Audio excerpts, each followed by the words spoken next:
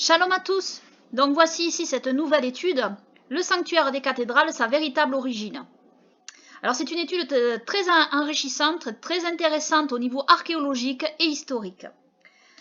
Donc d'abord, cette étude fait suite à mon autre étude, un audio-vidéo titré « Prier vers l'Est », Kedem, que je vous recommande de regarder si vous ne l'avez pas vu, et je vais mettre le lien de cette vidéo dans la description de celle-ci, et donc vous pourrez le voir.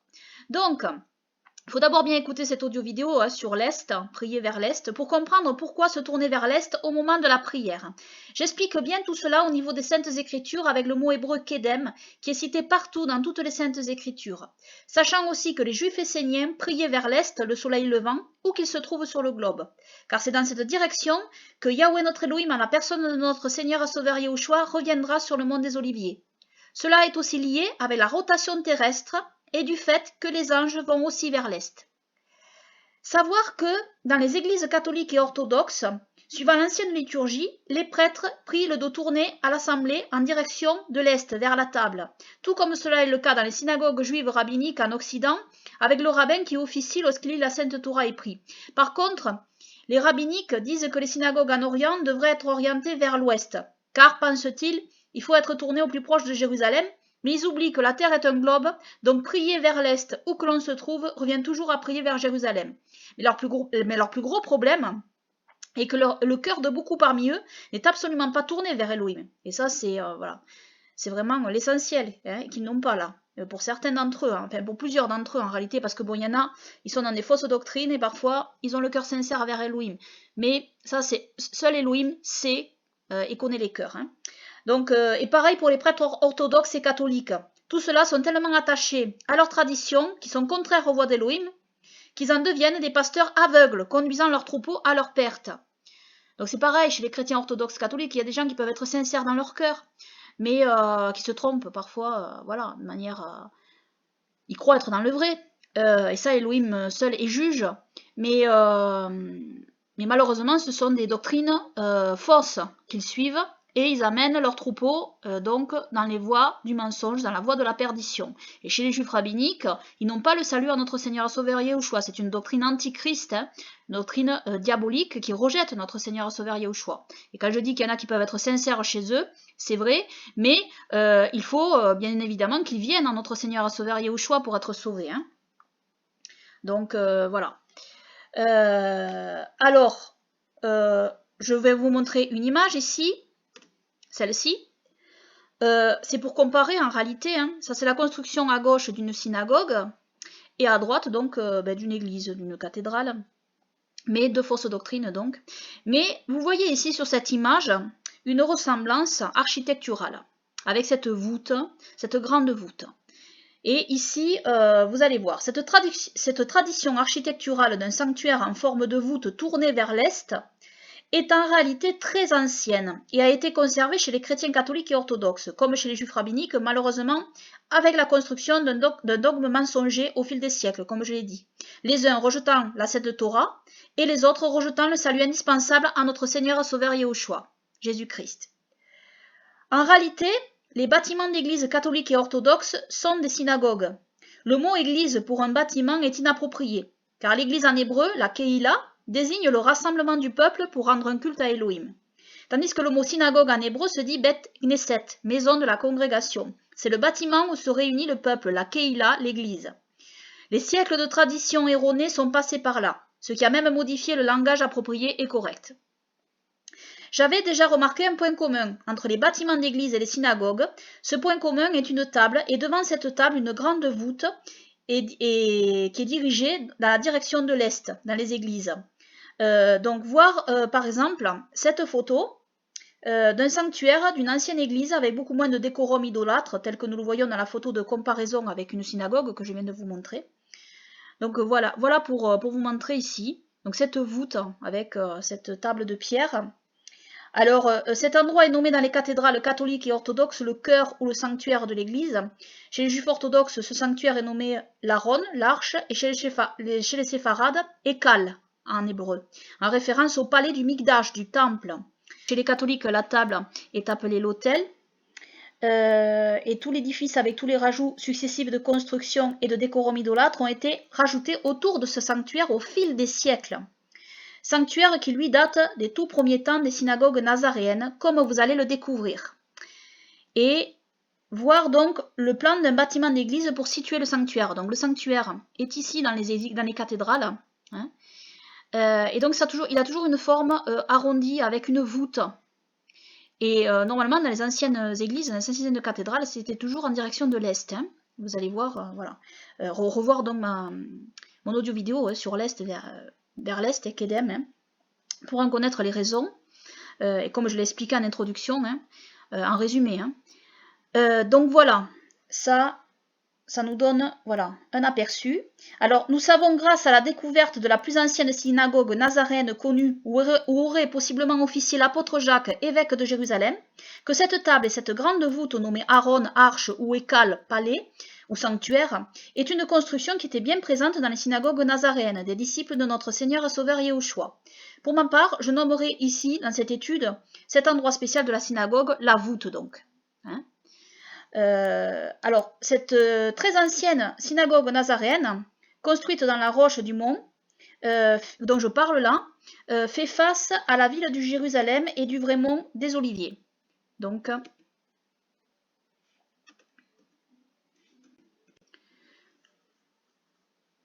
ici, il me manque une image. C'est dommage.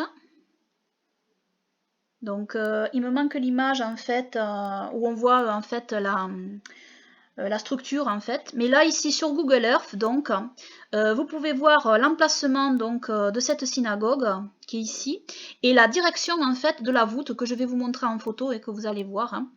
La direction de la voûte qui est dans cette synagogue, qui est dans la roche en fait, qui est creusée dans la roche. C'est une synagogue à l'intérieur, dans une grotte, une caverne. Enfin à l'intérieur, sous terre hein, un peu, voilà, dans une grotte en fait. Et donc voilà, j'ai fait un plan ici sur Google Earth. Et alors c'est la direction de l'est ici. Et alors ça c'est la montagne nommée de nos jours Mont Sion, hein, qui a été nommée tardivement hein, par ceux qui sont revenus. Donc qui a été identifiée comme étant par certains le Mont Sion. Mais bon, revoir mes études moi sur la montagne de Sion qui est dans la terre intérieure. Hein.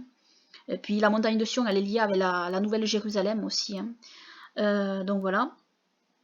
Et donc la voûte qui est à l'intérieur de cette synagogue fait face donc à l'est et fait face donc au vrai mont des Oliviers qui est ici et non là-haut. Hein. Revoir donc mes études sur mon audio vidéo aussi sur le vrai mont des Oliviers, hein, parce que le vrai mont des Oliviers fait face à la vraie Jérusalem qui est ici, la cité de David qui a été découverte par les archéologues. Cela, ici en haut, ce n'est pas la vraie Jérusalem. C'était une ville construite par l'empereur Adrien. Et ceci est la forteresse romaine, Antonia.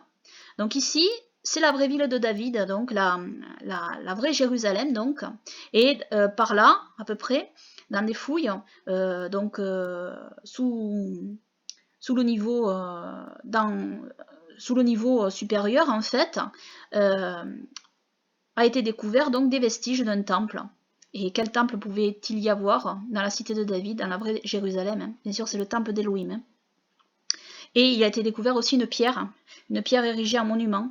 Et cette pierre, selon moi, hein, c'est la pierre de Jacob qui a été déplacée. Hein, puisque sur cette pierre est liée à la maison d'Élohim, Bethel. Hein, et elle a été déplacée, bien évidemment, cette pierre que Jacob, notre père, a oint. Elle a été déplacée jusque-là, en fait, hein, jusque dans cette ville. Et donc vous voyez, c'est orientation de la voûte de la synagogue vers l'est, vers le mont des Oliviers. Et c'est vers l'est que Yahweh notre Elohim, en la personne de notre Seigneur et Sauveur Yahushua, va revenir à l'est, dans la direction de l'est, Kedem. Et il va revenir poser ses pieds sur le mont des Oliviers, ici. Et on sait que le mont des Oliviers, en réalité, d'après les Saintes Écritures, hein, est en face de la vraie Jérusalem. Et non ici. Parce qu'ici, c'est pas la vraie Jérusalem, c'est la fausse Jérusalem ici. Hein, c'est une ville romaine qui a été construite par l'empereur Adrien sur le territoire de Judée. Parce que tout ça, en fait, c'est le territoire de Judée. Hein. Tout ce qui est autour, en fait, c'est le territoire de Judée. De Juda, donc. Voilà. alors, continuons avec les photos. Donc, voici ici une structure. Donc, nous voyons donc dans cette synagogue une table et une voûte dirigée de l'est, donc vers l'est, hein, dirigée en direction vers l'est. Et donc j'ai pu vérifier son orientation grâce à Google Earth. Et donc voilà, alors il y a une structure, hein, cette structure elle sert à recouvrir la grotte qui est là, hein, en fait. C'est une structure moderne ici, bien sûr, comme vous pouvez le voir, hein, une structure de protection qui a été mise parce que ce lieu en fait appartient maintenant aux orthodoxes grecs qui ont une église là-bas, vers là-bas. Donc ils s'occupent du lieu en fait, ils gèrent ce lieu, hein, et ils font visiter aussi ce lieu, et c'est probablement eux qui ont construit cette structure de protection, parce que ce lieu malheureusement a été profané, hein, par des juifs rabbiniques. Donc voilà, malheureusement. Alors dès l'entrée se trouve un petit mikvé, alors voilà. Alors dès l'entrée, quand on entre, se trouve un mikvé. Alors un petit mikvé, c'est un mikvé pour laver les pieds, hein, avant de descendre les marches qui conduisent plus bas dans la caverne de la montagne pour être dans la synagogue. Donc là, ici, vous voyez, il y a une ouverture, en fait, une canalisation, hein. Donc l'eau s'est coulée, hein. C'est pas de l'eau qui stagnait, hein, c'est de l'eau qui s'est coulée. Donc il devait y avoir une source, hein. Il devait y avoir une source, là, c'est tari, hein, apparemment. Voilà. Et hop. Et donc voilà les escaliers. Donc là, donc en haut, vous voyez le mikvé pour les pieds. Alors soit en fait les gens passaient de ce côté. Alors sûrement pour entrer, ils entraient par là et ils sortaient par là. Ils entraient par là et ils se lavaient les pieds, parce que souvent les gens ils marchaient en sandales et ils avaient les pieds sales avec la poussière. Et donc ils s'asseyaient ici. Ils s'asseyaient et voilà, ils se lavaient les pieds et puis après ils continuaient, ils descendaient et ils passaient par là et ils descendaient. Et puis ensuite pour remonter, ils passaient par là. Voilà, hein, c'est probablement comme ça que ça se passait. Donc, alors ici l'image est assez petite, voilà, mais on la voit, voilà, je zoome. Donc au bas de l'escalier, donc nous arrivons dans une place et à gauche ici se trouve la voûte avec une table contre le mur de la voûte. La table est contre le mur de la voûte ici, hein. Donc ici, hop, voilà. Voilà une autre image, une autre vue, hein. Et encore, voilà, une autre vue ici. Donc on voit une table de pierre posée contre la voûte. Alors voilà. Et ensuite, à la droite, là, ici, vous voyez une petite ouverture ici.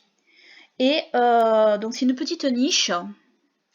Et nous retrouvons cette niche dans d'autres synagogues nazaréennes, mais aussi par la suite dans de nombreuses cathédrales. Et elle est toujours vide. Alors après, les catholiques souvent y ont mis des statues, voilà. Et souvent parfois elle est vide, même dans les cathédrales, elle reste vide. Et selon moi, donc, la fonction originale de cette niche est l'endroit où étaient placés les rouleaux des Saintes Écritures, de la Sainte Torah et des Saints Prophètes pour la lecture de l'office. Ce qui correspond en fait à l'armoire où est placé le rouleau de la Sainte Torah dans les synagogues rabbiniques modernes. Mais à l'origine, cette petite armoire ici n'était pas placée dans la grande voûte ici, en direction de l'est, mais plutôt sur le côté. Donc cette niche est selon moi en réalité une armoire. C'est donc ce don que je vais utiliser concernant cette ouverture dans le mur.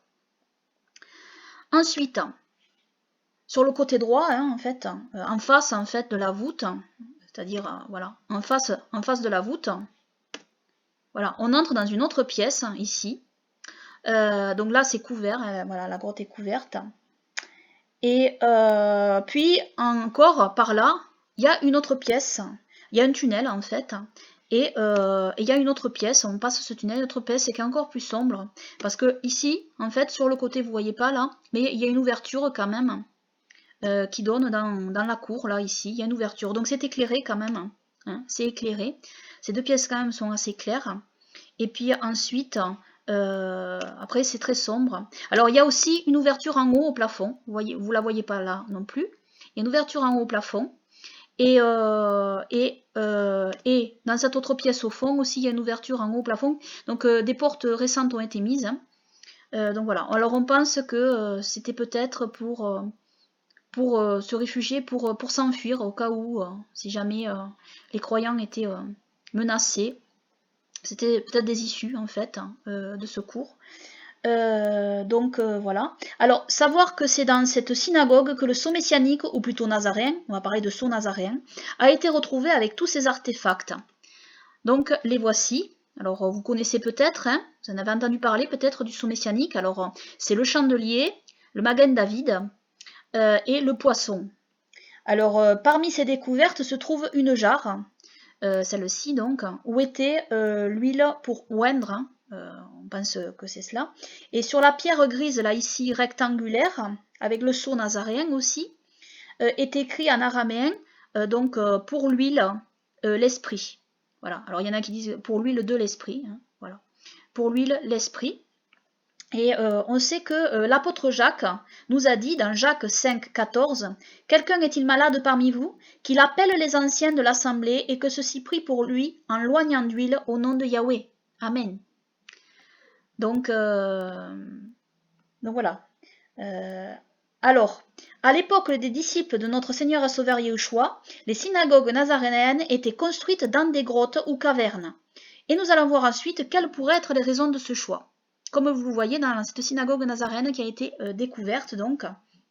Mais d'abord, donc, on va parler d'une autre synagogue nazaréenne ancienne, qui aurait été celle où aurait officié et prêché l'apôtre Saint-Pierre, évêque d'Antioche en Galilée, c'est-à-dire dans le territoire véritable de Galilée qui s'étend au-delà des frontières limitées de l'État actuel d'Israël, et elle démontre le même modèle dans une grotte de montagne.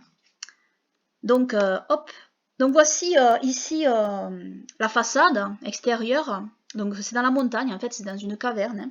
Et donc cette façade aurait été construite par les croisés. Hein. Rajouter tout ça, ça y était pas avant. Hein. Ça a été construit par les croisés. Et qui ont reconnu le lieu, qui connaissaient le lieu, hein, parce que ce lieu était connu. Et donc voilà. Alors ici, très intéressant. Ici, nous voyons aussi une voûte ici. Et alors on va d'abord notons que cette voûte donc est aussi dans la direction de l'est. Google Earth là indique la direction de l'est ici. Hein. Voilà, nous sommes vers l'est. Alors la statue dans la niche, elle a été rajoutée dans les années 1930. Hein. Donc voilà, bien sûr elle n'y était pas. Hein. Et nous voyons ici cette table et nous voyons écrit alpha et oméga en grec. Donc ce qui démontre que cette table date des Byzantins ou des croisés, tout comme les murs extérieurs rajoutés. De plus, les pierres sont différentes. Hein. On voit la différence avec d'autres pierres que vous allez voir. Et la table d'origine n'était pas située à cet endroit. Hein. Quelque chose ne va pas dans la configuration avec celle trouvée dans la région de Jérusalem. Alors, nous y voyons donc un siège. Alors, voilà. Derrière la table, donc ici, il y a un siège ici. Et qui est le siège de Moïse. C'est le siège de Moïse trouvé dans les synagogues juives. Et cette chaise de Moïse, retrouvée dans l'ancienne synagogue, notre Seigneur et Sauveur Yahushua en fait mention. Dans Matthieu 23, chapitre 2, verset 3, là je cite le Shem Tov, disant « Sur la chaise de Moshe, de Moïse, sont assis les pharisiens et les savants. Et donc tout ce qu'il Moïse vous dira, gardez-le et faites-le. » Avec leur tatkanot, c'est-à-dire leur tradition et leurs actions, ils ne font pas, ils disent et ne font pas. Donc notre Seigneur et Sauveur Yahushua nous dit de suivre Moïse, mais pas les pharisiens en réalité. Il nous dit de ne pas suivre les pharisiens parce qu'eux ne suivent pas la loi de Moïse. Ils s'assoient dans la chaise de Moïse, mais ils disent et ne font pas en réalité. Et notre Seigneur et Sauveur Yahushua nous dit de suivre Moïse. Cette chaise est présente aussi dans des églises orthodoxes, dans le sanctuaire, donc, hein, dans la partie de la voûte, où se trouve la table, hein, où seuls les évêques et prêtres peuvent entrer. Voilà. C'est sur cette chaise que s'assoit l'évêque. Donc voici cette photo, dans un bâtiment d'église orthodoxe. Alors, en réalité, cette chaise est une chaise où l'évêque, l'ancien qui est juge de l'assemblée, comme je l'ai dit dans mon étude sur les sacrificateurs naziréens, juges, etc. Hein, voilà. L'évêque, l'ancien, il est juge. Donc, il juge les affaires qu'on lui présente selon la sainte Torah d'Elohim transmise par Moïse, son serviteur. Et donc quand il juge, il s'assoit sur ce siège. Voilà pourquoi ce siège, alors c'est selon ma compréhension tout cela, hein, et voilà pourquoi ce siège se nomme le siège de Moïse. Donc ce siège est toujours placé face aux fidèles, qui se présentent devant l'ancien l'évêque. Et nous avons des preuves archéologiques que cette chaise était présente dans les synagogues. Ici, nous avons le siège de Moïse dans la synagogue dite de Capernaum. Ensuite, nous avons aussi ici le siège de Moïse dans la synagogue de Délos. Voyez. Alors, concernant la photo du siège de Moïse dans la synagogue d'Antioche, voilà. Ce siège, donc, ici, a été lui aussi ajouté par les Byzantins, qui avaient bien remarqué l'endroit du siège de Moïse des origines qui se trouve, en fait, juste derrière, creusé dans la roche, ici. Ici, vous voyez, il y a un creux, en fait, ici, voilà. Et c'est creusé, en fait, dans la roche. C'est le lieu original du siège de Moïse creusé dans la roche ici. Et les Byzantins l'ont reconnu, en fait. Voilà. Et c'est pour ça qu'ils ont placé ce nouveau siège ici. Et la pierre donc plus sombre que vous voyez ici, hein, vous voyez, c'est pas la même pierre du tout que là. Vous voyez bien la différence, en fait. Cette pierre semble beaucoup plus ancienne. Ils l'ont placée sur le siège, mais elle semble être en réalité le marchepied d'origine. Et sur le côté gauche, ici, alors c'est parce que oui, il y avait un marchepied en fait, hein, au siège de Moïse. Il devait y avoir un marchepied. Et ici, là, ici, eh bien, on retrouve la niche hein, qu'on avait vue, et donc l'armoire, hein, où étaient, selon moi, hein, les rouleaux hein, des saintes écritures de la Sainte Torah et des saints prophètes. Et alors, voir cette autre vue aussi, hein, là, vous voyez le creux ici aussi. Voilà. Hein. Donc, ils ont bien reconnu l'endroit. Hein. Et alors, soit ce creux dans la roche servait de siège, à lui seul, soit dans ce creux était posé un siège de pierre, ressemblant peut-être donc à celui-ci. Hein. Soit c'était posé, en fait, avec des pierres et puis peut-être des accoudoirs, comme ce siège-là. Hein. Et car visiblement ces sièges pouvaient être enlevés et portés. De fait, le siège d'origine aurait pu être enlevé et seul le marchepied serait resté. Soit le creux dans la roche servait de siège. Je ne sais pas. Les Byzantins ont très bien reconnu la structure. C'est pour cela qu'ils ont placé le nouveau siège devant cet endroit. Et donc si nous regardons attentivement la photo, nous nous apercevons qu'une pierre, ici, là, était contre, en fait, la voûte.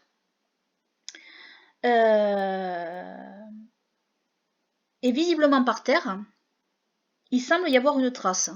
Alors selon moi, hein, il me semble quand même qu'on voit une sorte de marque, me semble-t-il. Hein. Alors, voilà. Je peux me tromper là sur ce point, mais voilà, il me semble que c'est une trace possible de la table d'origine. Par contre là, la pierre, elle y est bien. On voit qu'il y avait une structure en fait qui était contre la voûte. Hein.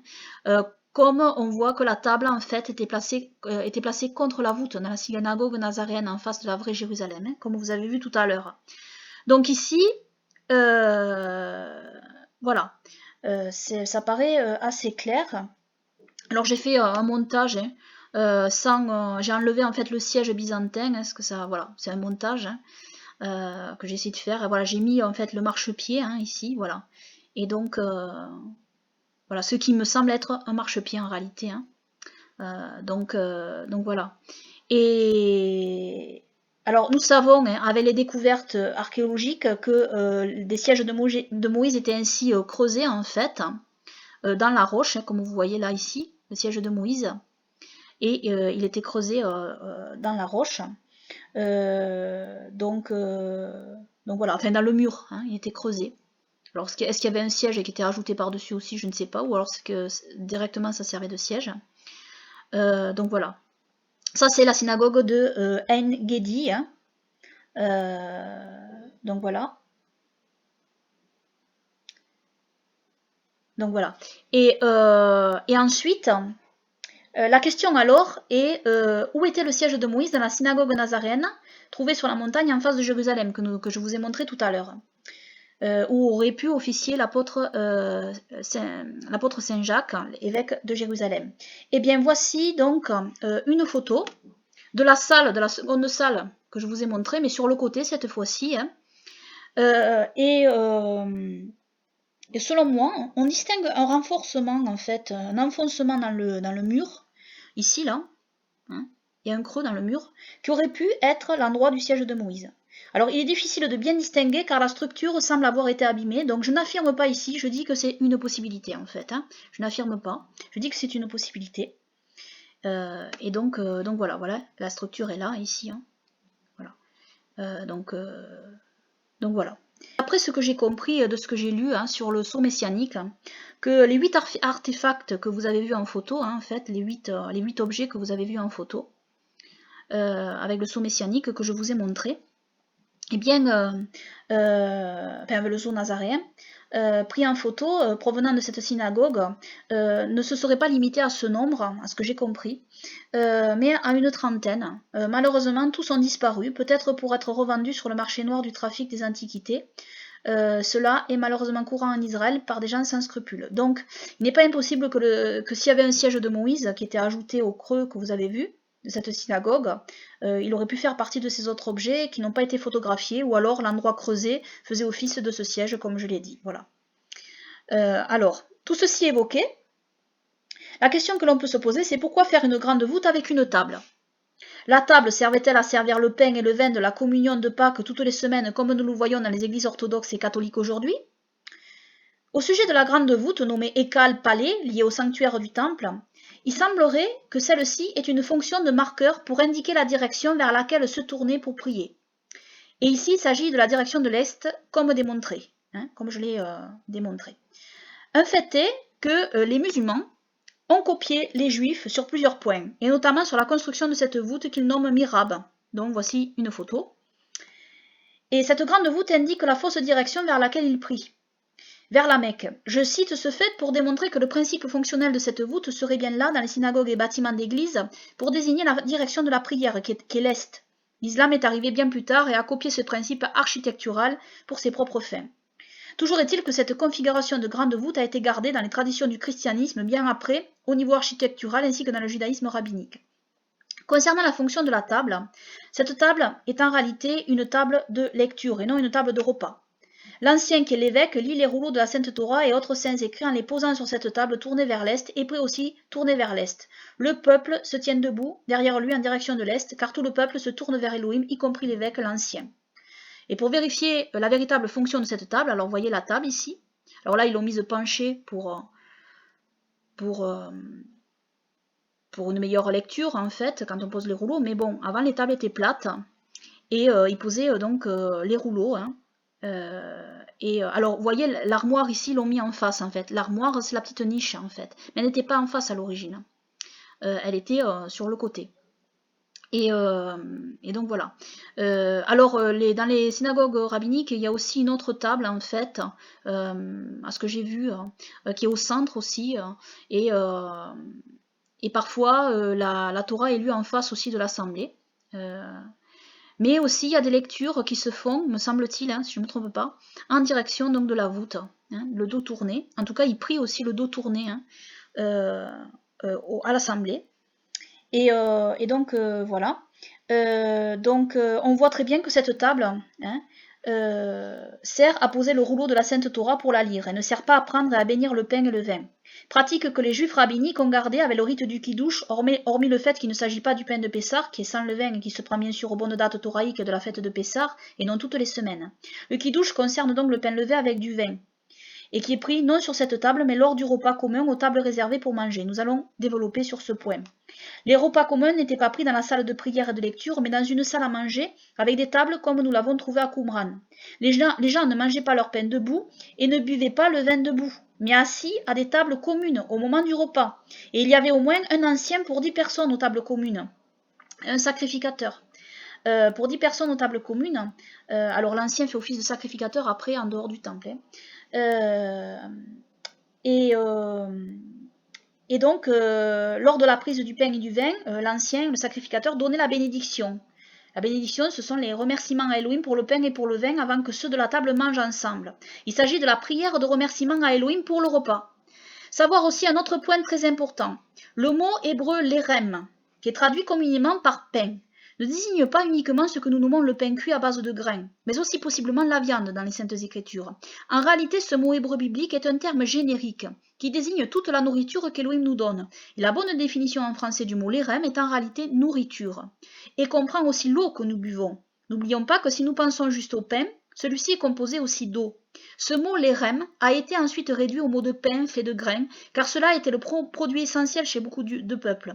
Mais le fait est que l'erem est tout ce qu'Elohim nous donne en nourriture pour vivre. Une prière de remerciement est ajoutée pour le tiroche, qui est du jus de raisin, et du yaïn, si c'est du raisin fermenté, du vin. Cette boisson est non indispensable et elle est un supplément dans la nourriture. Elle apporte un supplément qui est bénéfique à condition d'être pris avec modération et que celui-ci soit de bonne qualité. Donc comprendre que notre Seigneur et Sauveur Yahushua nous a commandé de prier Elohim notre Père ainsi. Donne-nous notre lerem, notre nourriture quotidienne. Amen. Donc voilà.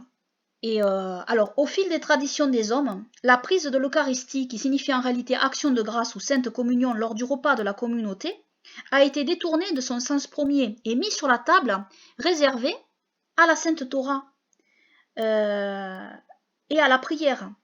Et aussi aux autres saintes écritures, à la lecture des autres saintes écritures.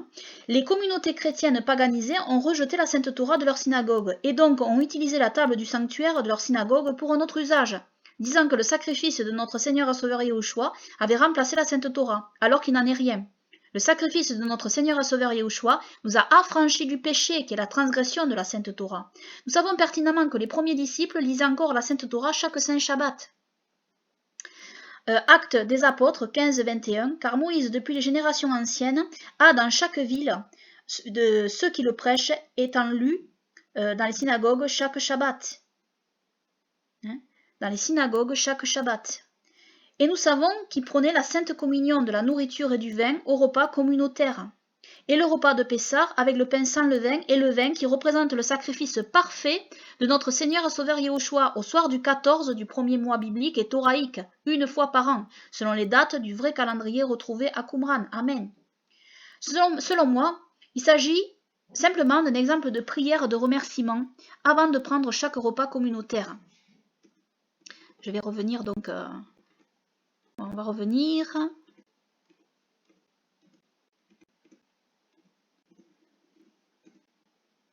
Voilà. Hop, voilà. On va revenir à cette image donc. Et donc,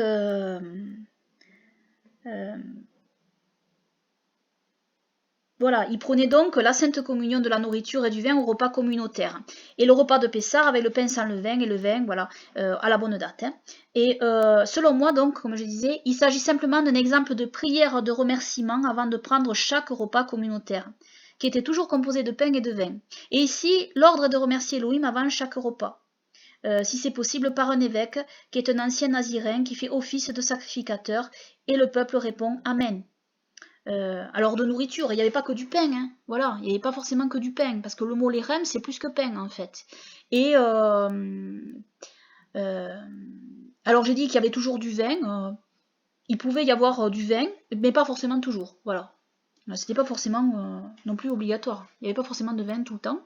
Mais il y en avait. Et alors je sais bien qu'aujourd'hui, il n'y a plus dans les communautés israélites nazaréennes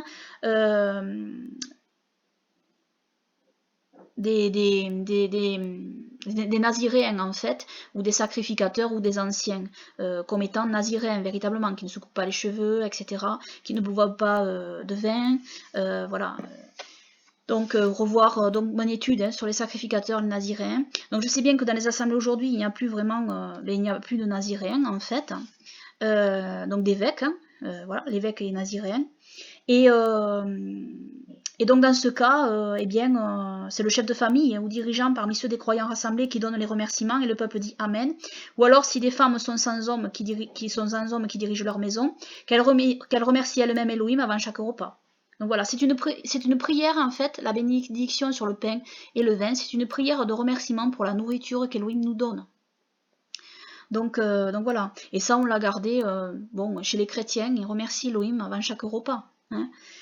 Nous savons dans la règle de l'assemblée retrouvée à Qumran que lors des repas communautaires, ce sont donc les sacrificateurs qui rendent grâce pour le pain et le vin. Nous lisons ceci dans la règle de l'assemblée, chapitre 10, 4 à 6. Partout où il y aura 10 hommes qui sont formellement inscrits dans l'assemblée, celui qui est un sacrificateur ne doit pas s'en écarter. Quand ils sont assis en sa présence, ils doivent prendre leur place en fonction de leur rang respectif et dans le même ordre qui est obtenu quand ils rencontrent le conseil commun. Quand ils sont à table pour un repas ou pour se préparer à boire du vin, le sacrificateur est le premier à mettre la main pour invoquer la bénédiction de la première partie du lérem, du pain et du vin. Donc la première partie de la nourriture et du vin. Donc ici, ce rite fait partie de la prise du repas commun, comme je l'ai dit, qui peut aussi s'apparenter avec la prière de remerciement pour le repas quotidien qu'Elohim nous donne chaque fois que nous mangeons en commun.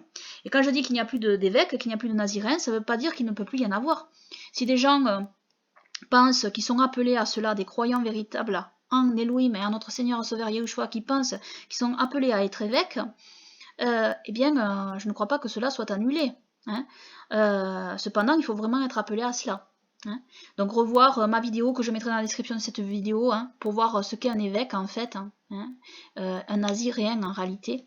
Et donc il y a certaines conditions pour être évêque, ce n'est pas tout le monde, et il y a certaines restrictions pour l'évêque en fait, restrictions qui ne sont pas pour le reste du peuple.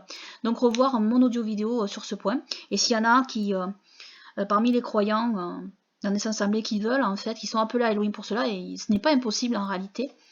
Donc voilà, malheureusement, cela s'est perdu. Donc alors les catholiques et les orthodoxes ont gardé le titre d'évêque. Alors chez les chrétiens orthodoxes, ils ont gardé des traditions anciennes. Par exemple, les évêques orthodoxes ne se coupent pas les cheveux. Ils ont la barbe, ils ne se coupent pas les cheveux. Concernant la consommation de vin, ça je sais pas trop. En tous les cas, les catholiques se sont beaucoup éloignés de cela.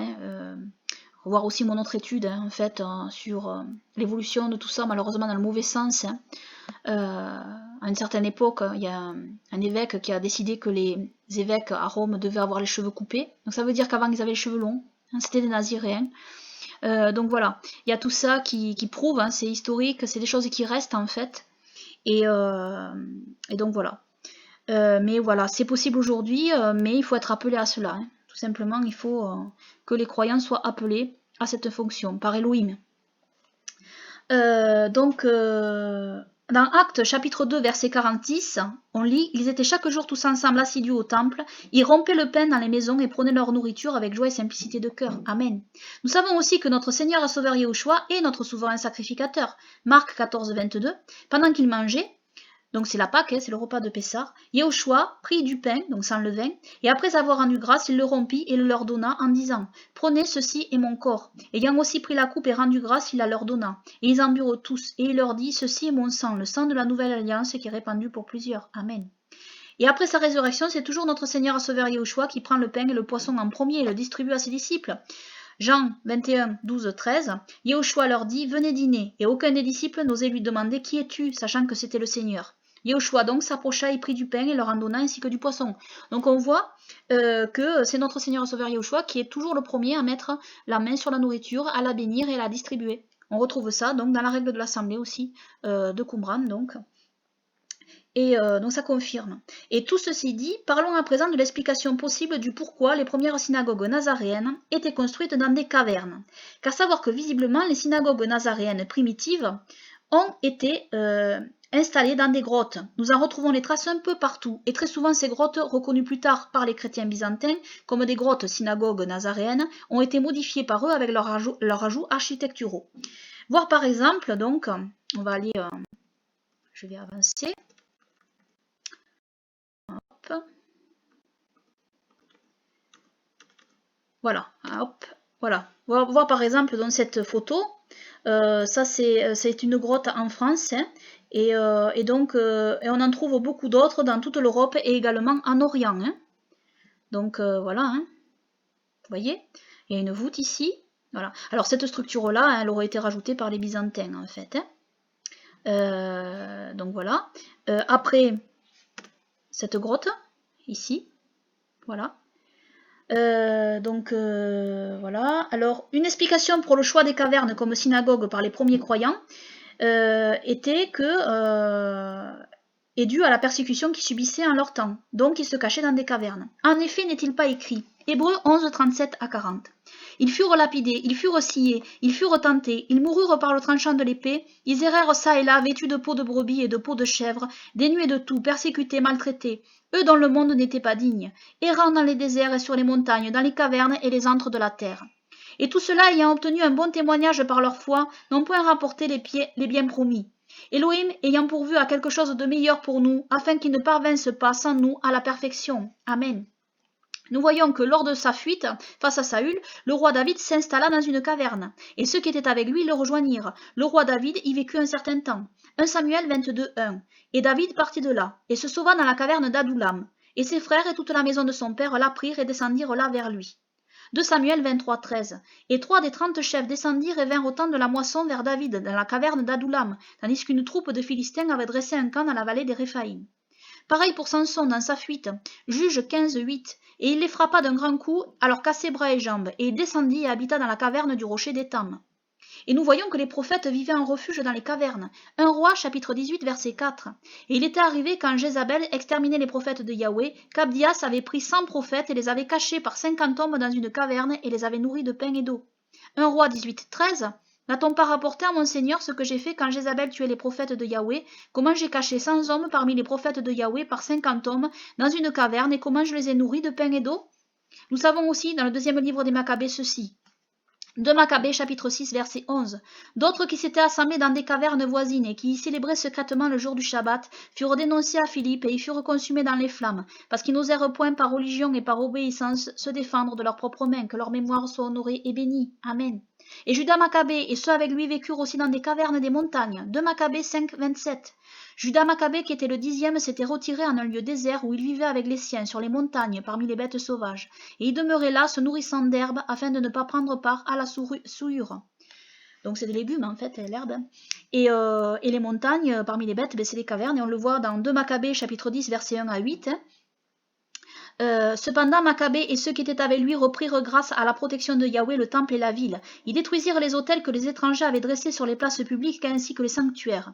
Et après avoir purifié le temple, ils érigèrent un autre autel. Et ayant tiré des étincelles de pierre à feu, ils offrirent des sacrifices après 2 ans, et ils mirent l'encens, les lampes et les pains de proposition. Cela fait, ils demandaient à Yahweh, prosterné à terre, de ne plus tomber dans de tels maux, mais s'il péchait jamais, d'être châtié plus doucement par lui, et de n'être plus livré à des barbares et à des blasphémateurs. Or il arriva que la purification du temple eut lieu le même jour où il avait été profané par les étrangers, le 25 du mois de Casleu. Ils célébrèrent cette fête avec joie pendant 8 jours, comme celle des huttes Soukhot, se souvenant que peu de temps auparavant, ils avaient passé la fête solennelle des huttes Soukhot sur les montagnes et dans les cavernes, à la manière des bêtes sauvages. C'est pourquoi ils portaient des branches couvertes de feuillage, des rameaux verts et des palmes en l'honneur de celui qui leur avait procuré la faveur de purifier son temple. Et ils enjoignirent par une déclaration et une ordonnance générale à toute la nation des Juifs de célébrer tous les ans ces jours de fête. Amen. Donc cela était ainsi le cas pour les Israélites nazaréens, qui croyaient en notre Seigneur et Sauveur Yahushua, et qui fait suite à la foi véritable israélite des origines en réalité, et qui attendait le Messie promis. Et les cavernes étaient un endroit plus sûr, car isolés des regards des habitants des localités hostiles à cette foi, qu'ils voyaient comme concurrente à leur culte idolâtre et païen. Et pareil en Israël, qui était à l'époque dominé par les juifs rabbiniques pharisiens et sadducéens sous tutorat romain. Les Israélites nazaréens étaient intransigeants au niveau de la foi, et ne voulaient aucunement que leur observance soit conditionnée à certaines compromissions requises par les dirigeants des localités qui ne suivaient pas Elohim. Visiblement, les Juifs pharisiens avaient acquis une certaine place en Israël, mais aussi au sein de la diaspora, avec des jeux de pouvoir religieux et politiques. Nous voyons très bien que des synagogues rabbiniques étaient construites en bâtiments extérieurs en Israël, mais aussi un peu partout en diaspora. Nous voyons combien ces synagogues s'imprégnaient de fresques issues des Grecs et Romains. D'ailleurs, la construction extérieure de leurs synagogues était sur le modèle des temples grecs ou romains. Les cavernes étaient donc un choix idéal pour échapper à des critères de construction qui relevaient de compromissions avec des païens. Ensuite, cela permettait aux Israélites nazaréens de s'isoler par rapport aux persécutions encourues, en raison de leur non-compromission avec des mœurs païennes imposées. Et cela était aussi en ligne directrice avec de nombreux versets des Saintes Écritures, quand il est question pour le peuple d'Elohim d'être mis à l'abri dans le rocher. Car il y a aussi tous ces versets qui montrent qu'Elohim est comparé au rocher qui sert de lieu d'habitation, de refuge pour son peuple. On va lire quelques-uns de ces versets, il y en a beaucoup. Deutéronome, chapitre 32, verset 4, la Torah du Deutéronome. Il est le rocher, donc Elohim est le rocher. Son œuvre est parfaite, car toutes ses voies sont en justice. C'est un Elohim fidèle et il n'y a pas d'iniquité en lui. Il est juste et droit. Deutéronome 32, 31. Car leur rocher n'est pas comme notre rocher et nos ennemis en sont juges. 1 Samuel 2, 2. Personne n'est saint comme Yahweh, car il n'y en a pas d'autre que toi, et il n'y a pas de rocher comme notre Elohim. Amen. 2 Samuel 22, 2. Et il dit, Yahweh est mon rocher, ma forteresse, est celui qui me délivre. Amen. Psaume 18, 3. Yahweh mon rocher, ma forteresse, est celui qui me délivre. Mon Elohim, mon rocher, en qui je me réfugie, mon bouclier et la corne de mon salut, ma haute tour. Amen. Psaume 71, 3. Sois pour moi un rocher d'habitation, afin que j'y entre continuellement. Tu as commandé de me sauver, car tu es mon rocher et ma forteresse. Amen. Etc., etc. Il y a beaucoup d'autres versets en lien avec le rocher. Nous avons aussi ces deux versets où Moïse et Eliyahu sont cachés dans une caverne quand Elohim passe devant eux. Dans la Torah de l'Exode, chapitre 33, versets 21 à 23, Yahweh dit aussi, voici un lieu près de moi, tu te tiendras sur le rocher, et il arrivera que quand ma gloire passera, je te mettrai dans le creux du rocher, et je te couvrirai de ma main jusqu'à ce que j'ai passé. Et je retirerai ma main, et tu me verras par derrière, mais ma face ne se voit point. Amen. Nous avons dans 1 Roi 19, 9, et là, Eliyahu entra dans la caverne et y passa la nuit. Et voici la parole de Yahweh lui fut adressée, et il lui dit, que fais-tu ici, Élie? Et puis en Roi 19, 13, et il arriva quand Élie l'entendit qu'il enveloppa son visage dans son manteau, et il sortit et se tint à l'entrée de la caverne, et voici une voix lui parla et dit, que fais-tu ici, Élie? Ce que nous pouvons constater, c'est que cette voûte indique la direction, la voûte que je vous ai montrée dans toute l'étude, indique la direction de prière vers l'est, donc vers Elohim, qui va venir de l'est, en la personne de notre Seigneur Sauveur Yahushua. Donc revoir l'audio vidéo au début de l'étude. Il y a aussi d'autres avantages aux grottes. L'été, c'est être à l'abri des fortes chaleurs car la roche maintient le frais. Et aussi en hiver, protège du froid. Il était aussi possible qu'une source de la montagne coule dans la grotte comme nous le voyons dans la synagogue d'Antioche. Donc voilà. Alors ici, il y avait une ouverture, hein, une autre entrée en fait. Ça c'est le tunnel pour passer dans l'autre entrée de la grotte d'Antioche que vous avez vue. Et il y avait donc une source d'eau dans la grotte. Donc voilà. Et selon moi aussi, dans les grottes, il y avait la possibilité de tomber parfois sur du miel. Car les abeilles font aussi leur ruche dans les creux des rochers. Donc la Torah du Deutéronome, chapitre 32, verset 13, nous lisons, « Il l'a fait monter victorieusement sur les hauteurs de la terre et jouir des produits des champs. Il l'a nourri avec le miel des rochers, avec l'huile de la roche pierreuse. » Amen. Donc c'est Elohim hein, qui a nourri Israël, hein, donc, avec le miel des rochers, avec l'huile de la roche pierreuse. Amen. Donc savoir aussi qu'il y a dans les grottes un écho important. Et lorsque l'évêque prêchait, lisait et priait, toute l'assemblée pouvait très bien entendre. Les chants des psaumes devaient résonner de très belle manière, tout comme l'écho qu'il y a dans les cathédrales. Et d'ailleurs, selon moi, les constructeurs des cathédrales avaient pour modèle ces synagogues dans des grottes cavernes qu'ils ont trouvées. Et ces cathédrales ont été fabriquées sur ce modèle, d'où les cathédrales avec les toits en forme de voûte. C'est vrai que c'est comme voilà, c'est une possibilité ici. Hein. Une possibilité de comprendre que les Byzantins, quand ils ont trouvé en fait les synagogues dans les grottes, ils s'en soient inspirés pour construire des cathédrales. Autre avantage des cavernes, c'est que lors de tremblements de terre ou de tornades ou tempêtes, et avec l'érosion du temps, les autres constructions en extérieur pouvaient être détruites, tandis que les synagogues nazaréennes, elles, pouvaient rester intactes, car étant dans le creux de la montagne. Les tombeaux en Israël sont souvent dans le creux de la roche, et selon moi, c'est parce que la solidité était plus garantie face au passage du temps. Il n'est pas rare de trouver aussi des maisons dans des grottes dans plusieurs pays. Hein. Lorsque notre Seigneur Sauveur Yahushua dit que quiconque entend ces paroles est semblable à celui qui construit la maison sur le roc dans le texte grec, un élément est très intéressant.